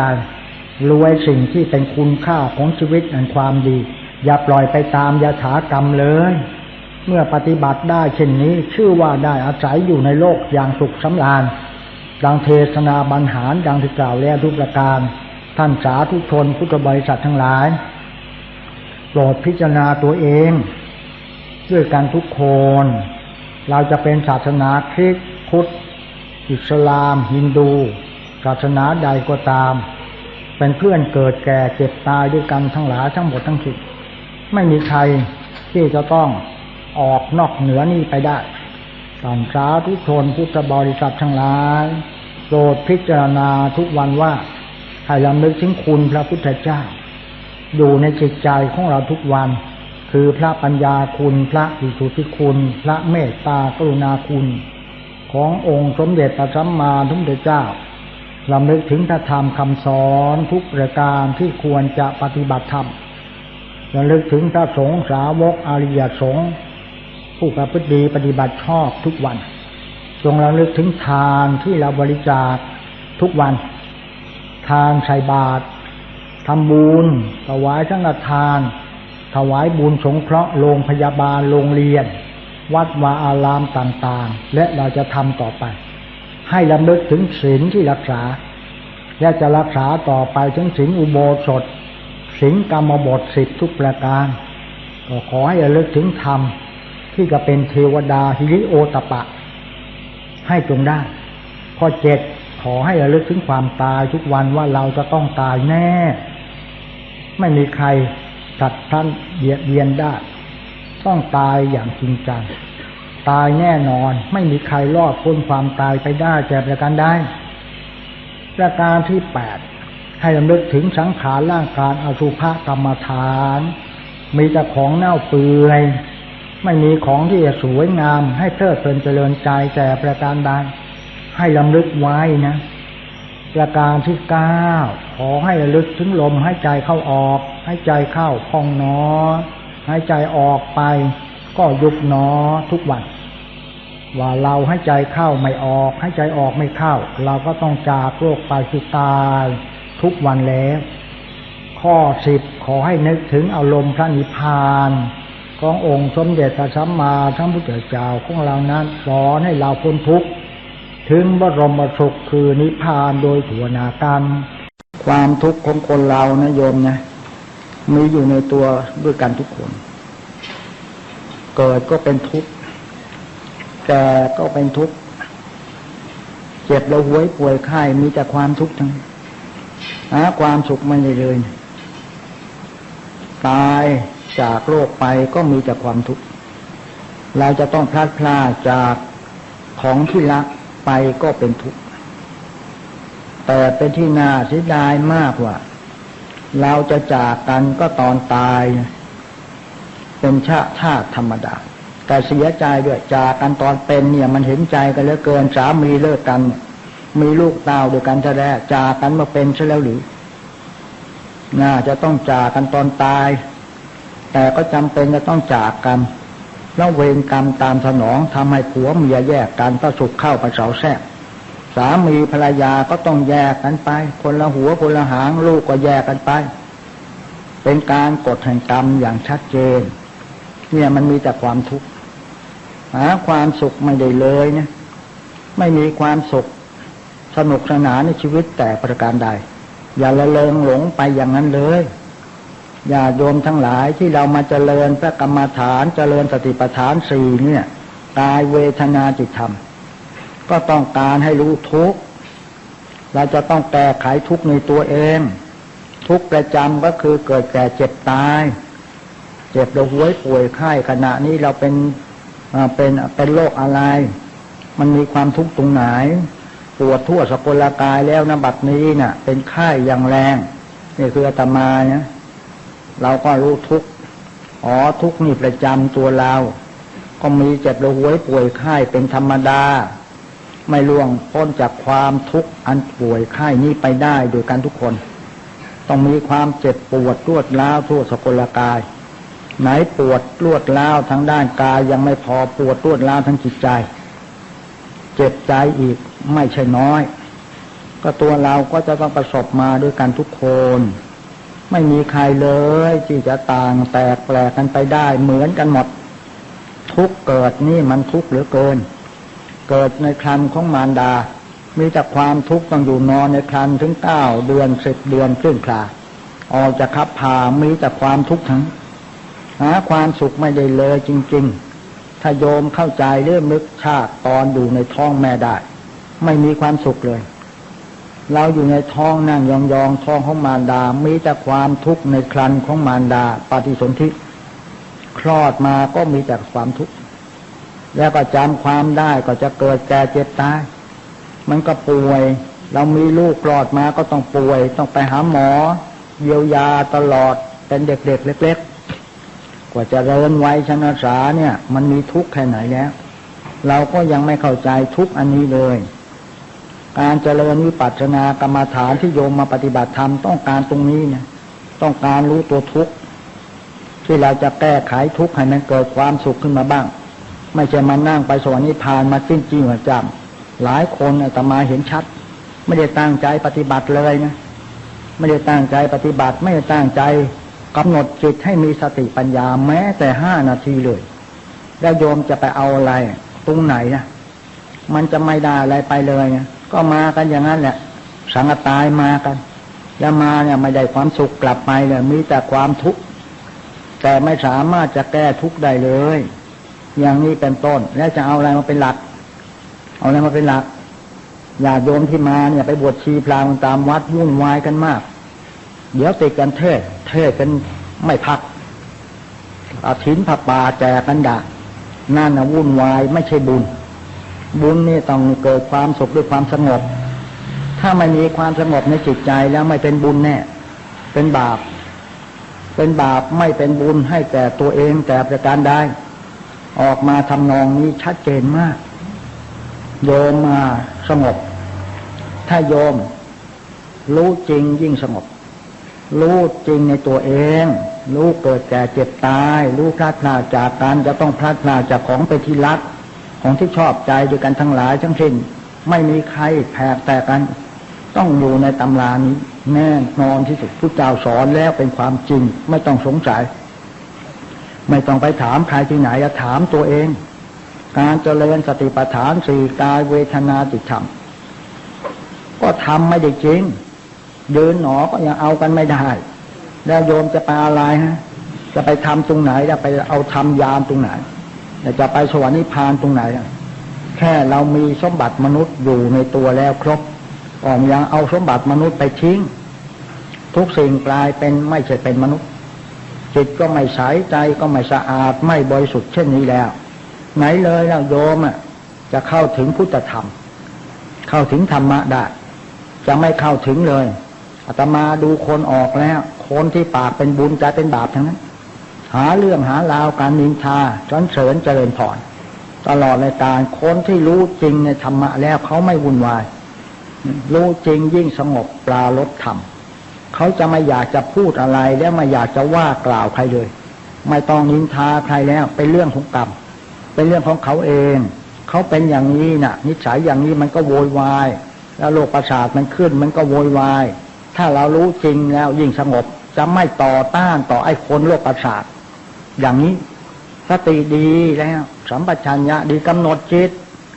ตั้งสติไว้มั่งสิยืนเดินนั่งนอนจะเลี้ยวซ้ายแลขวากู้เหยียดขามีสติสัมปชัญญะกำหนดจิตได้ไหมยืนหนอ5 ครั้งให้ได้บางคนถามว่าปวดแล้วก็กำหนดไงปวดหนอแล้วเอาจิตไปที่ไหนไม่รู้ปากก็ปากว่าเข้าไปปวดหนอเท่านั้นเองแล้วก็เลิกรู้ไม่จริงต้องเอาสติไว้ที่ปวดโน้นไปปากไว้ตรงนั้นแล้วกำหนดว่าปวดหนอนี่เวทนาพอรู้จริงแล้วเกิดขึ้นนั่งดูดับไปอุปาทานก็ไม่ยึดจิตก็สบายไม่ไปยึดถือมันอีกต่อไปอย่างนี้หรอกนะไม่ใช่อย่างอื่นพอรู้จริงซะแล้วก็ไม่ต้องไปเกาะมันหรอกไม่เกาะมาแล้วไอ้ความปวดมันก็สงบไปเองนี่รู้จริงยิ่งสงบ ไม่อยากจะไปนินทาใครเลยถ้าโยมเนี่ยชอบนินทาชอบใส่ร้ายไปสีเขานั่งปฏิบัติธรรมให้มันเห็นธรรมะหน่อยได้ไหมพอมีสติสัมปชัญญะครบมาได้โยมจะไม่อยากว่าใครไม่อยากจะนินทาใครไม่อยากจะเอาเรื่องของใครมา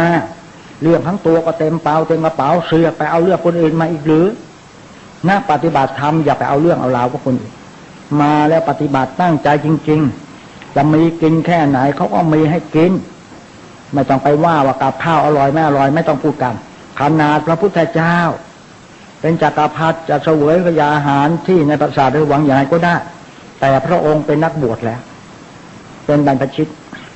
จะเสวยอาหารยังไงก็ได้ข้าวก็ดำแดงแกงก็ดำแล้วก็ทั้งหมดก็เค็มสิทธัตถะ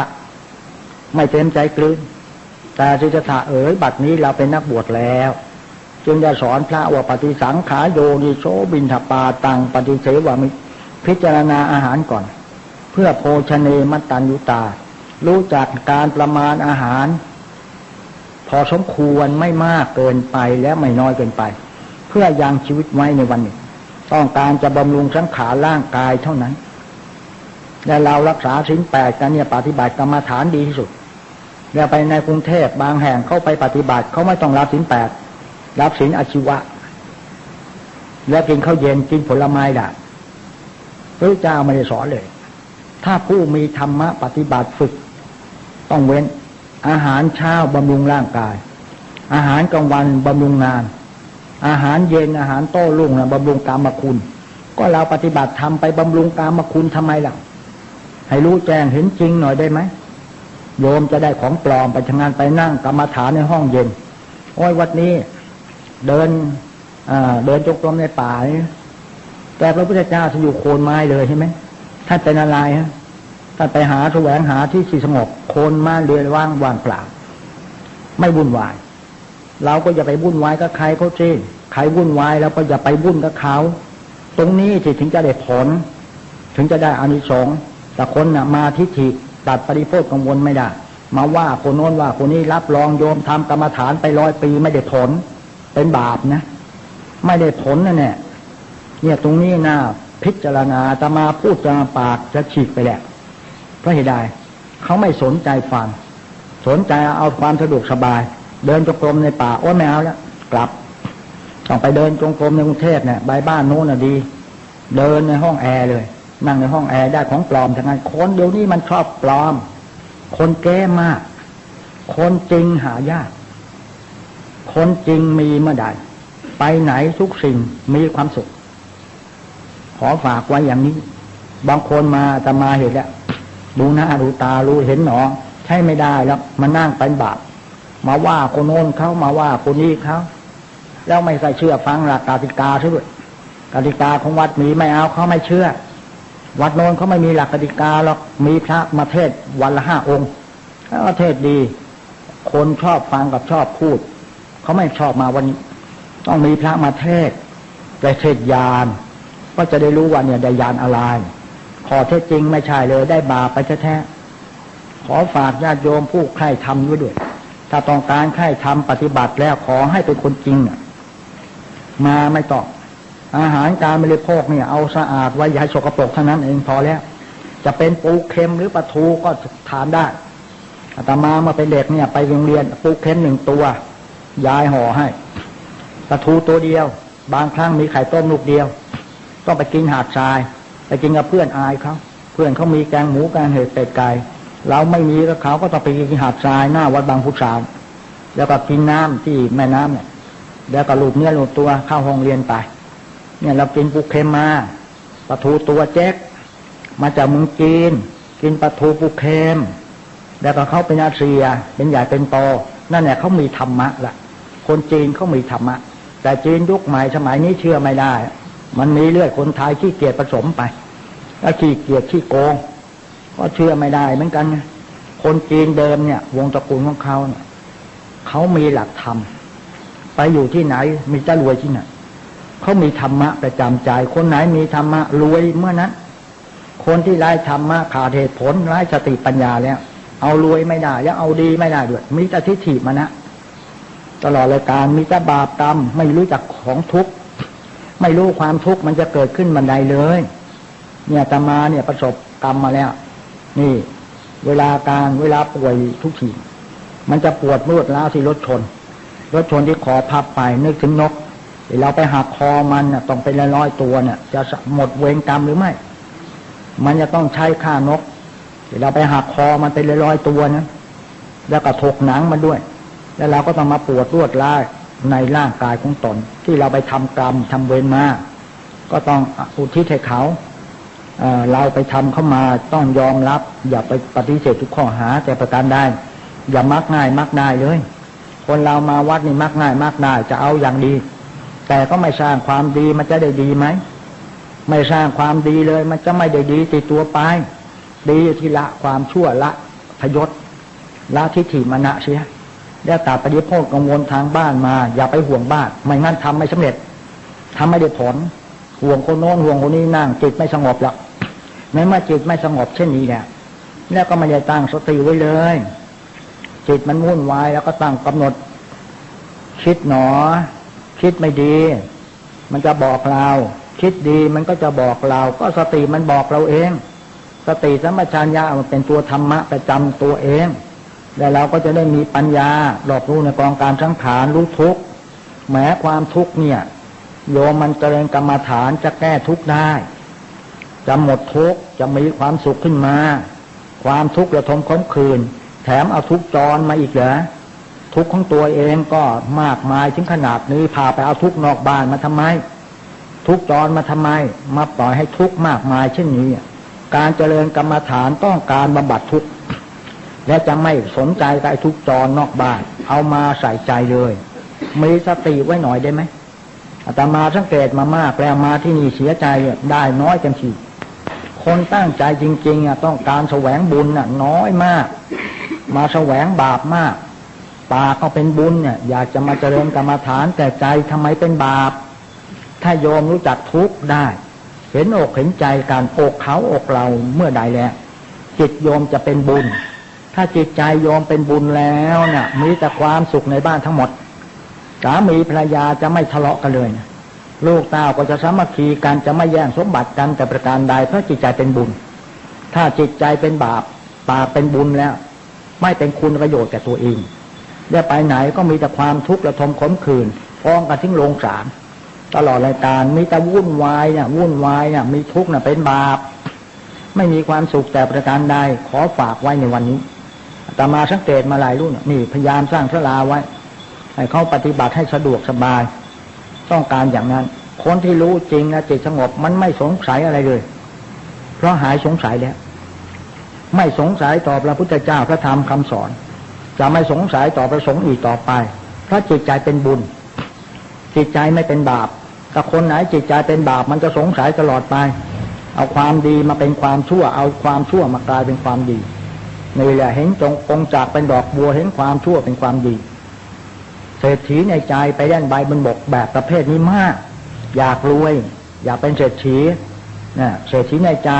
ก็ทำไมหนอไปเล่นใบบนบกมันจะไปได้เหรอต้องเล่นใบในน้ำสินี่แหละพวกเศรษฐีในใจอยากรวยอย่างเดียวแต่ไม่ทำอยากรวยแต่ไม่อยากทำเป็นกิจกรรมที่เลวร้ายไหนเลยละบุญจะเกิดขึ้นกับโยมเองจะไม่เกิดแน่ๆมาปฏิบัติกรรมฐานข้อหนึ่งต้องได้เมตตาได้เมตตาแล้วโยมจะไปว่าใครเขาเหรอมีแต่เมตตาไม่เป็นโจรไม่โจรลังไอ้พวกโจรลังเนี่ยก็ไม่ใช่หมายความกับขโมยหรือโจรปล้นหมายความว่าผู้ปราศจากเมตตาไม่มีเมตตามันก็ใจดำเอาไม่ผิดเช่นนี้แหละชอบว่าเขาชอบด่าเขาชอบนินทาเขา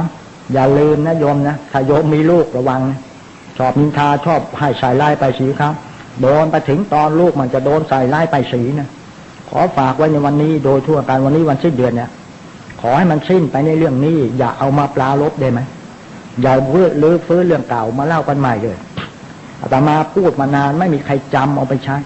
ไปไหนก็ปากไวใจก็เบาเรื่องเก่าดันเอามาลื้อฟื้นเรื่องอื่นมาคิดกิจที่ชอบไม่ทำไปทำไอ้กิจที่มันไม่เป็นเรื่องเป็นราวเรื่องคนอื่นทั้งนั้นแต่เอาเรื่องคนอื่นมาทำไมล่ะคนนั้นไม่ดีคนนี้ไม่ดีเราสิเป็นคนไม่ดีทหารมุมกลับหรือมุมมองแล้วในแง่คิดแล้ว เราเป็นคนไม่ดีไปว่าเขาถ้าคนดีมีปัญญาเขาไม่ว่าใครเขาไม่นินทาใครและเขาไม่ใส่ร้ายไปสีแต่ท่านผู้ใดมีแต่จิตเป็นกุศลสร้างกมลสันดานให้เกิดธรรมะประจำจิตประจำใจของตนความทุกข์มันก็หายไปได้คนหนึ่งเนี่ยนั่งเจริญกรรมฐานมันได้เมตตาแต่ทำให้มันได้เลยได้ไหมทำอะไรไม่ได้เลยยืนหนอก็ไม่ได้เอาปากยืนจิตที่จะปากมีสติอยู่ควบคุมนั้นก็ไม่ได้ทำเสียงหนอก็เอาปากว่าเสียงหนอแต่สติที่จะอยู่กับหูที่จะฟังเสียงนั้นมีธรรมะมีทรัพย์อยู่ที่หูมีทรัพย์อยู่ที่ปากมีทรัพย์อยู่ที่ตาเท่านี้ก็พอแล้วตามีทรัพย์ดูของแต่ดีมีประโยชน์ของไม่ดีจะไม่มองจะไม่สนใจอย่างนั้นจึงจะกำหนดว่าเห็นหนอศีรษะลงปลายเท้าคุณศีรษะ5 ครั้งเราจะรู้ได้คนนี้นิสัยไม่ดีคนนี้กำลังมีชู้คนนี้กำลังเป็นโรคมะเร็งและจะต้องตายในที่สุดหัวไม่มีแล้วออกมาอย่างนี้ชัดทำให้มันได้หน่อยได้ไหมไม่ใช่ฉันจะมาสวรรค์นิพพานมาบวชชีพรามแก้บนบวชแก้บน7 วันเลยบนอย่างเดียวคุยมันสะบัดเลยแล้วให้เวลาฆ่าเวลามันหมดไปเหมือนฆ่าชีวิตให้ตายไวขึ้นมาฆ่าชีวิตฆ่าเวลาให้หมดไปไม่มีอะไรเหลืออยู่แต่ประการใดญาติโยมที่รักเอ๋ยโยมเห็นด้วยหรือไม่นี่แหละเรื่องจริงที่อาตมาพูดไม่จริงจะไม่พูดนะไอ้มันเสียเวลานี่อาพาธหนักด้วยไม่สบายมากก็ต้องพูดจนกว่าจะตายก็ฝากไว้ข้าวปลาฉันไม่ได้หลายวันแล้วก็ต้องทนนะขันติความอดทนทนกล้ากรำได้ทนลำบากได้ทนเจ็บใจสังคมได้ใครจะมาด่ามาว่าก็เรื่องของเขามันก็กลับไปหาเขาเองอย่าไปรับมันมาคนที่ไร้ปัญญาชอบหาเรื่องชอบไปรับเรื่องคนอื่นมาเรื่องของตัวเองไม่เอาไม่รู้จักจะแก้ไขประการใดแล้วไปเอาเรื่องคนอื่นมาทำไมล่ะนี่เรียกว่าทุกข์จรใช่ไหมนี่แหละญาติโยมเอ๋ยในตัวเองมีแต่ความทุกข์หาความสุขไม่ได้เลยอาตมาไม่สบายมากเอาบวชหน้า15นั่นไม่สบายอย่างนี้ใจวิริตั้งสติไว้จนได้จนบวชหน้าจบ15 องค์เมื่อวันศุกร์นี้เมื่อวานนี้หรือยังไงจำไม่ได้แล้วแล้วเราก็ป่วยอย่างหนักแล้วอย่างป่วยแล้วก็จะต้องรับแขกอีกตี 2มาแล้วสุโขทัยพิษณุโลกมากินข้าวตี 2 300 กว่าคนแล้วต้องให้ธรรมะไปถึงตี 3 ครึ่งตลอดรายการแล้วเขาก็นอนกันหมดแล้วเราก็ต้องสู้สิเราเกิดมาชีวิตความต่อสู้ต้องสู้ไปจนกว่าจะตายญาติโยมเห็นใจขอฝากไว้แล้วเรามาเนี่ยตั้งใจหน่อยได้ไหมบางคนเนี่ยเป็นหนุ่มเป็นสาวบางคนมันตั้งใจจริงๆ5 คนเป็นคริสต์คนพี่น้อง5 คนเป็นคริสต์หมดตั้งใจเต็มที่เลยเขาก็ไม่ดอกคนอื่นแล้วว่าเขาเป็นคริสต์แต่หลวงพ่อรู้กลับไปกิจการงานในบ้านดีหมดลูกก็ไปทำขึ้นพ่อแม่ก็ถามหนูไปไหนกันมาไปวัดอัมพวันไปนั่งกรรมฐานไม่เป็นไรไม่ขาดศาสนาหรอกหลวงพ่อท่านบอกเราก็นับถือคริสต์ก็นับถือไปแล้วกิจการก็ดีขึ้นพ่อแม่อนุโมทนายกมือไหว้เป็นฝักถั่วหมดลูกสามัคคีกันไม่ทะเลาะกันเหมือนก่อนแล้วพ่อแม่ก็ดีอกดีใจลูกช่วยทำงานให้พ่อแม่พี่ช่วยน้องน้องช่วยพี่สร้างความดีให้พ่อแม่ก็ดีใจคริสต์จึงเข้ามาวัดเราเยอะแต่ชาวพุทธไม่เอาปากเป็นบุญใจเป็นบาปทั้งนั้นบาปเป็นบุญทั้งแต่ใจเป็นบาปถ้าใจเป็นบุญหน่อยโยมไม่มีเรื่องกับใครเลยนะจะไม่มีเรื่องหาเรื่องกับใครต่อไปใครจะด่าจะว่ายังไงก็อดทนเจ็บใจได้เขาด่าเรามันก็กลับไปหาเขาเองก็เป็นบาปของเขาเองไม่ใช่เอาไปรับบาปมาทำไมเราจะเอาทุกข์มาใส่ตัวทำไมล่ะเรามีแต่ความทุกข์ตลอดรายการไหนเลยแล้วโยมจะเป็นบุญจะเป็นบาปตลอดไปเนี่ยมาเนี่ยอาตมาสังเกตหมดแม้บางคนไว้ยศไว้อย่างถือทิฏฐิมานะโอ้อย่างนี้กินไม่ได้ต้องอย่างงั้นอย่างนี้เอาอย่างนั้นก็ไปนั่งกรรมฐานที่โรงแรมไปนั่งกันที่โรงแรมโน่นจะได้มีอาหารเสิร์ฟให้นี่ขนาดพระพุทธเจ้าชายสิทธัตถะนะเป็นจักรพรรดิถ้ายังฉันอาหารในบาตรลูกเดียว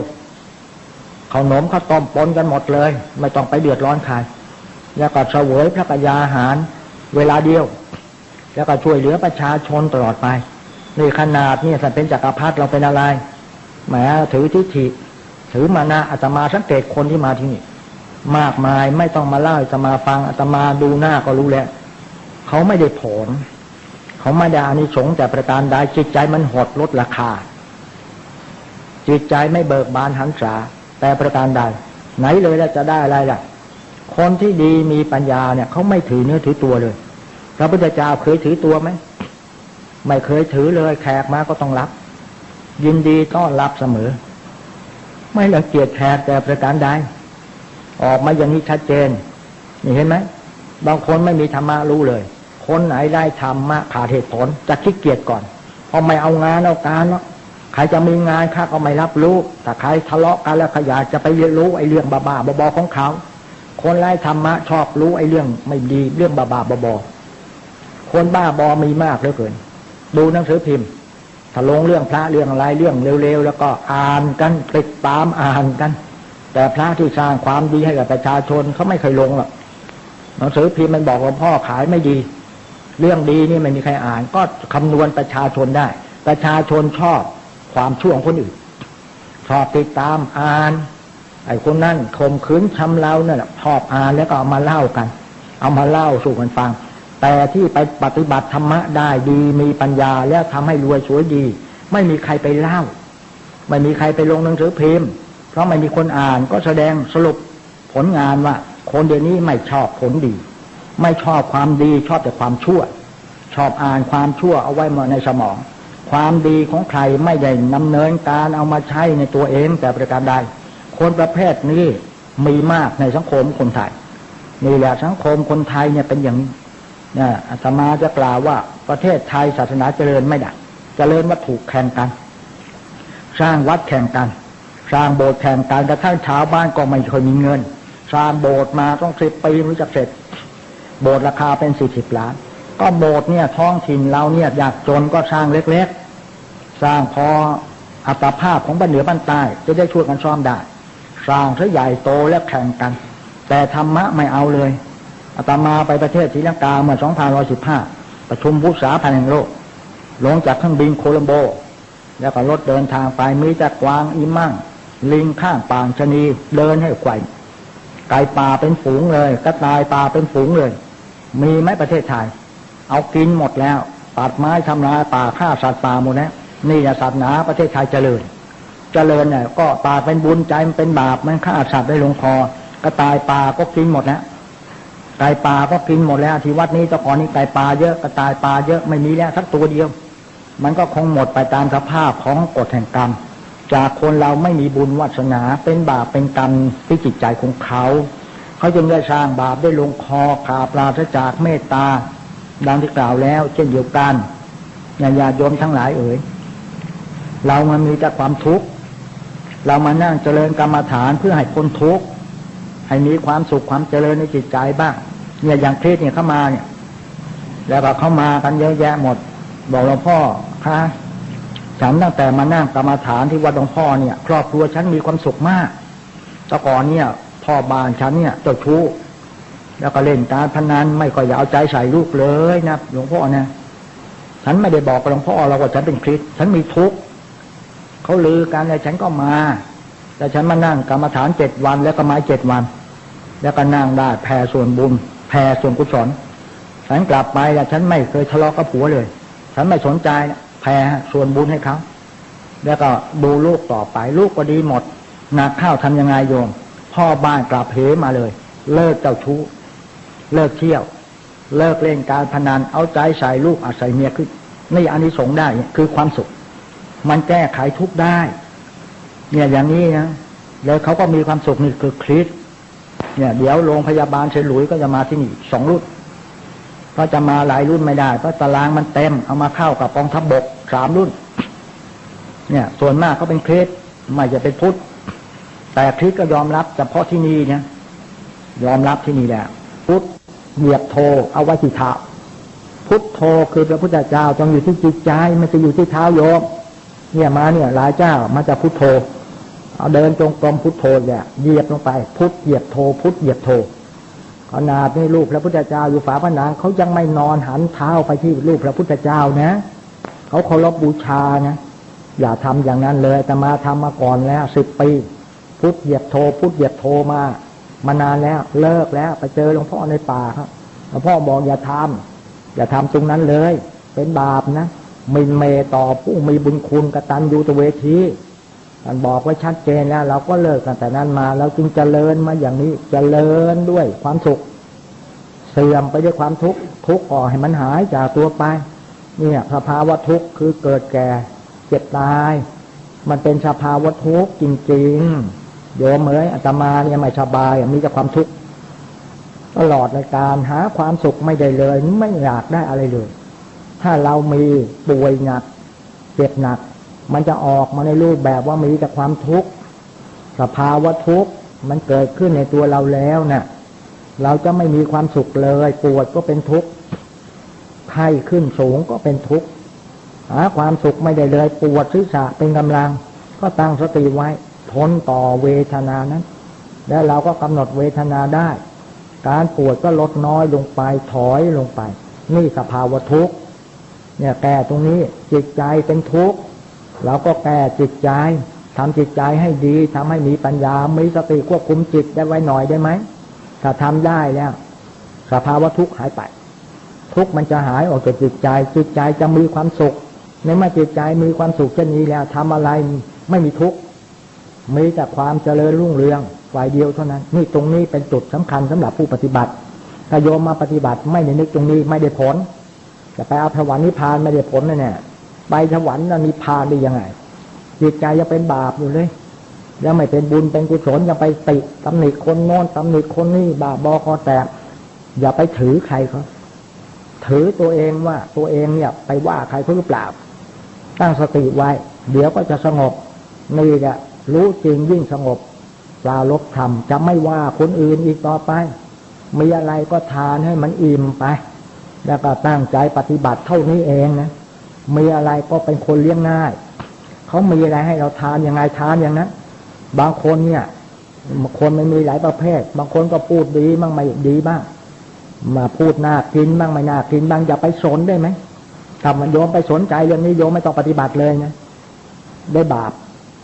ใครจะพูดดีไม่ดีนิ่งแค่อย่างเดียวอดทนแล้วก็ตั้งกำหนดจิตกำหนดรู้หนอรู้แล้วแกเป็นโรคประสาทรู้หนอรู้แล้วแกแค่นี้เองรู้หนอแกเป็นอย่างนี้แกถึงพูดออกมาอย่างนี้เท่านี้เองโยมจะได้ผลสอบได้ด้วยสอบไม่ตกแหมโดนกระทบกระเทียบเขาหน่อยสอบตกเลยเหรอสอบตกตั้งแต่ออกแขกแล้วจะเล่นไม่ดีแล้วมั้งเดี๋ยวชีวิตอนาคตจะได้ผลประการใดไม่มีความอดทนแต่ประการใดนี่สภาวะทุกข์มันมีแต่ทุกข์เจ็บแล้วหวยป่วยไข้ได้แต่ตัวใครขึ้นมาจะรู้ว่ามันทุกข์แค่ไหนเนี่ยการเจ็บหวยป่วยไข้เนี่ยมีแต่ความทุกข์ตลอดรายการตัวใครตัวมันต้องประสบเอาเองเนี่ยอาตมาเนี่ยป่วยมาตลอดเวลาการแต่ก็ต้องทนใช้กรรมฐานเป็นอารมณ์สติปัฏฐาน4ขันธ์5รูปนามเป็นอารมณ์ตั้งสติอารมณ์ไว้แล้วมันสามารถจะสู้กับกองทุกข์นานาประการได้บักกินกะทุกข์ก็คือโศกเศร้าเจ็บป่วยเป็นต้นโศกเศร้าเสียใจปริเทวนาการไปเอาเรื่องคนอื่นมาทุกข์และโศกเศร้าแทนเขาเป็นไปไม่ได้เลยอย่าไปเอาอย่างนั้นบักกินกะทุกข์จรนอกประเด็นเอามาไว้ในตัวเองโศกเศร้าเสียใจปริเทวนาการตลอดรายการไหนเลยเล่าโยมจะมีความสุขเล่านิพพัทธทุกข์หนาวร้อนหิวละหายเป็นต้นบางคนมักกินมักได้ก็เป็นทุกข์กูไม่มีนั่นกินกูไม่มีนั่นกินมีแต่ทุกข์เนี่ยหนาวมากเกินไปร้อนมากเกินไปไม่ต้องทำงานไม่ต้องสร้างความดีหิวละหายเกินไปเป็นต้นนี่เรียกว่านิพพัทธทุกข์เกิดทุกข์แล้วถ้าเรามีสติดีเราจะไม่มีความทุกข์เลยหิวละหายแต่ประการใดแล้วจะอดทนต่อไปมันจะเกิดขึ้นอย่างนี้นี่กรรมฐานพยาธิทุกข์เกิดตามร่างกายเป็นโรคภาวะไม่สู่ความเป็นปกติมันก็มีแต่ความทุกข์ถ้าเรามีกรรมฐานดีแล้วความทุกข์ในร่างกายมันก็หายไปนะมันก็หายออกไปได้ขอให้ทำให้ถึงโยมอย่ามาพูดว่าอาตมาเลยโยมยังไม่ถึงขั้นดียังดีไม่พอเนี่ยยังไม่ทันถึงตัวพอยังไม่ดีมันก็ต้องทำไปก่อนสิกว่าจะถึงขั้นนี้ถึงจะดีพอนะสันตาปทุกข์เกิดจากกิเลสเผาผลาญเกิดจากโลภะเกิดจากโทสะเกิดจากโมหะมันเผาผลาญมันไฟเผาหัวใจ ตลอดรายการถ้าเรามีสติปัฏฐานสี่ซะทุกทุกหนอมันทุกข์อยากจิตใจของข้าพเจ้าเหลือเกินคือโลภะอยากได้ของเขาแต่เสียเพราะไม่เอาด้วยมันเป็นทุกข์โทสะโมโหโกรธาไว้ในใจเป็นบาปเป็นกรรมกับตัวเองนะแล้วมันเผาจิตใจให้ร้อนรนทนไม่ไหวมีแต่ความทุกข์นานาประการแถมกินไม่ได้นอนไม่หลับก็เป็นทุกข์จากกิเลสเผาผลาญอย่างนี้แหละหนอเราไปโกรธเขาทำไมกระทั่งที่เขาไม่รู้ตัวเราโกรธเขาก็สบายแต่เราเป็นคนลำบากเรามีทุกข์เราเป็นบาปในใจเรียกว่ากิเลสเผาผลาญใช่ไหมโมหะเผาผลาญคือคนไร้ปัญญาสอนกรรมฐานพวกก็ไม่เอาด้วยจะเอาแต่นิสัยของตัวเองออกมาใช้เลยกลายเป็นคนที่กิเลสเผาผลาญหาปัญญาไม่ได้เลยมีลูกก็โง่หมดทั้งครอบครัวโง่ตลอดเลยการเพราะไอ้พ่อแม่มันโง่มันมีโมหะไม่ยอมรับฟังใครทั้งนั้นใครจะแนะนำยังไงก็ไม่เอานี่กิเลสเผาผลาญใช่ไหมมีแต่ความทุกข์ตลอดรายการมีปากับทุกข์เกิดจาก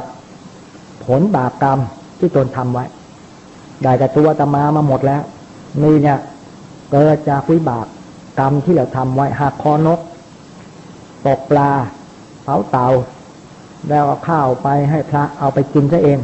เราก็มีทุกข์ติดตามมาทันทีเป็นเปรตตลอด52 วันปากจูกินอะไรไม่ได้เลยนะนี่แหละเราก็มีแต่ความทุกข์มีแต่ความยากมีแต่ความลำบากขอให้บำบัดทุกข์ด้วยการเจริญพระกรรมฐานมีสติสัมปชัญญะทุกขณะได้ไหมบางคนโง่ยิ่งทำยิ่งโง่ยิ่งทำยิ่งโง่ก็เหตุใดเพราะขาดสติทำกรรมฐานขาดสติไม่ต้องไปพูดเรื่องอื่นเลยแค่ตั้งสติไว้แค่5 นาทีเรายังตั้งกันไม่ได้แล้วโยมจะไปเอาสวรรค์นิพพานตรงไหนแค่สมบัติมนุษย์เราก็ยังไม่มีแล้วจะไปเอาเรื่องอื่นที่ไหนเล่าขอฝากไว้นี่ทุกข์เกิดจากบาปกรรมอาตมานี่มีทุกข์มาเรื่อยเลยรถตกเหวที่แม่สอด30 กว่าปีมาแล้วรถพังหมดทั้งคันอาตมาต้องตายเหวขึ้นมาเลยนี่ทุกข์ทรมานที่สุดเนี่ยเกิดทุกข์ของเราเองบาปกรรมเกิดจากเรากระทำเองไม่ใช่คนอื่นมาทำให้เราแต่ประการใดขอโยมได้ทราบนัยยะดังกล่าวมาสหคตาทุกข์เกิดจากโลกกระทำอย่าไปหลงโลกหลงธรรมหลงกิจกรรมที่ไร้สาระนินทาสรรเสริญอย่าไปสนใจขอประทานโทษโยมถ้าเขาด่าเราวันนี้มากวันนั้นได้กำไรตั้งสติเอากำไรให้ได้วันไหนเขายกยอปอป้านเราสรรเสริญเราวันนั้นขาดทุนอย่างย่อยยับยกตัวอย่างเปรียบเทียบเหมือนโยมไปพ่อค้าแม่ค้าคิดขาดทุนไว้ก่อนแล้วหาทางแก้ไขโยมต้องได้กำไรโยมไปแม่ทัพคิดชนะเขาต้องแพ้นี่ตรงนี้เป็นรับสมองนะก็เป็นการปฏิบัติธรรมเนี่ยโลกธรรมอย่าหวั่นไหวเลยอย่าไปเชื่อโลกธรรมเขาสรรเสริญเขาสรรเสริญหน่อยก็ถูกกระดกแล้วเขาว่าหน่อยก็โมโหโทโสเป็นต้นอย่าสนใจโลกธรรมอันนี้ใครจะสรรเสริญนินทายังไงว่าเราดีเราก็ไม่ดีตามปากมันพูดมันว่าเราเป็นคนชั่วเราก็ไม่ชั่วตามปากมันพูดอย่าไปสน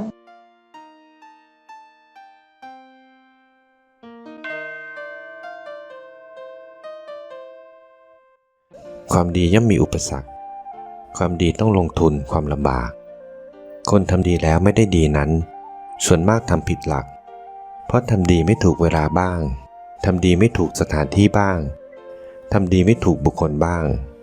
และทำดีไม่ติดต่อกันเสมอต้นเสมอปลายโอวาทธรรมหลวงพ่อจรัญติตธรรมโมขอขอบคุณทุกท่าน